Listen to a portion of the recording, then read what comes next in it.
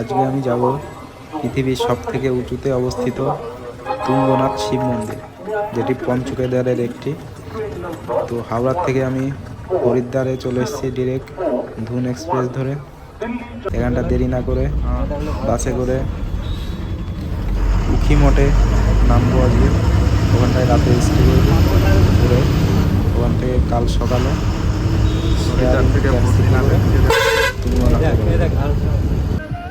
তো ভোরে সকাল সকাল আমরা রওনা দিয়েছি তুঙ্গনাথের উদ্দেশ্যে উখিমঠ থেকে। এখন পৌঁছাবো চোপতাতে।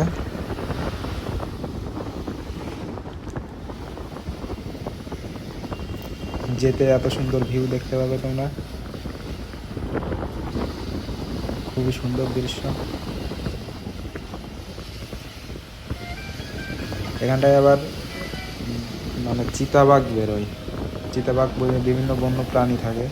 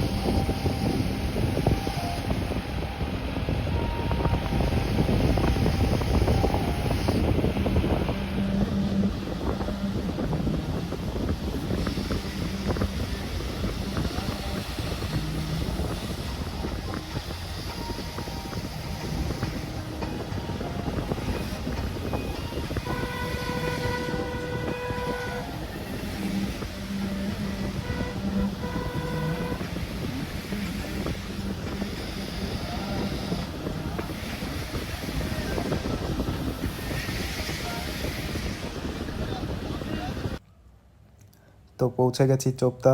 এখান থেকে এখন ট্রেকিং করতে হবে। বৃষ্টি হতেই আছে, এখন উপরে উঠছি। মেঘ চারিদিকে, শুধু মেঘ আর মেঘ, কোরাই কোরা।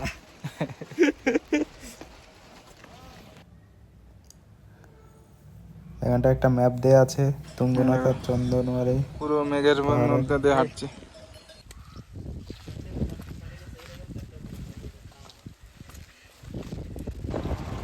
এখন 4 কিলোমিটার উপরে উঠতে হবে।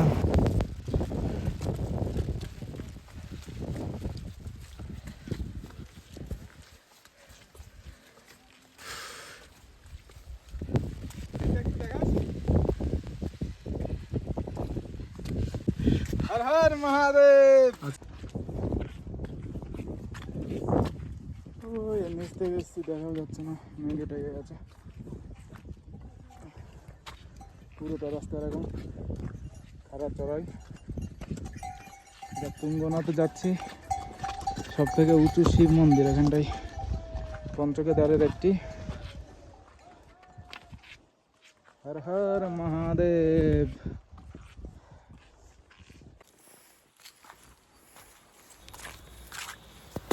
এতক্ষণে অর্ধেক রাস্তায় চলে এসেছি, অর্ধেক পথে এসেছি কেবল। এখানটায় দুটো খচ্চর দাঁড়িয়ে আছে শেডের নিচে। এখন অর্ধেকটা যেতে হবে আমাকে। চারিদিকে কুয়াশায় ঢেকে গেছে, মানে পুরো মেঘে ঢেকে গেছে। বৃষ্টি হচ্ছে, মনসুন সিজন এখন। শীতকাল এখানটায় পুরো বরফে ঢাকা থাকে, পুরোটা মন্দির বন্ধ থাকে।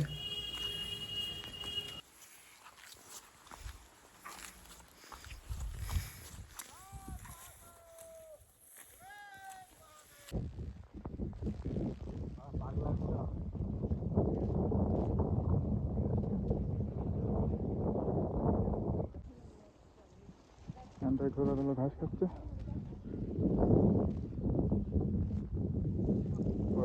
দিয়ে দিই।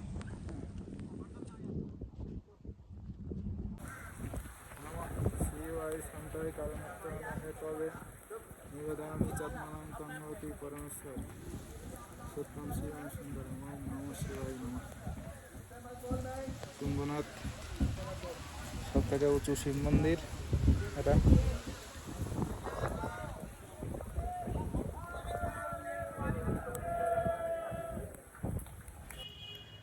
অবশেষে বাবার দর্শন করব এখন।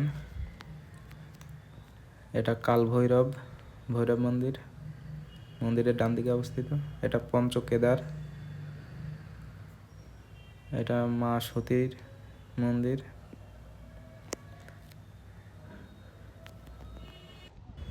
প্রচুর বৃষ্টির মধ্যে যখন মন্দিরে পৌঁছালাম, মন্দিরটা তখন বন্ধ হয়ে গেল। তো 2 ঘন্টা ওয়েট করার পর বাবার দর্শন করে এখন নিচে নামবো। এদিকে না হলে আবার চোপতার থেকে গাড়ি পাওয়া যাবে না।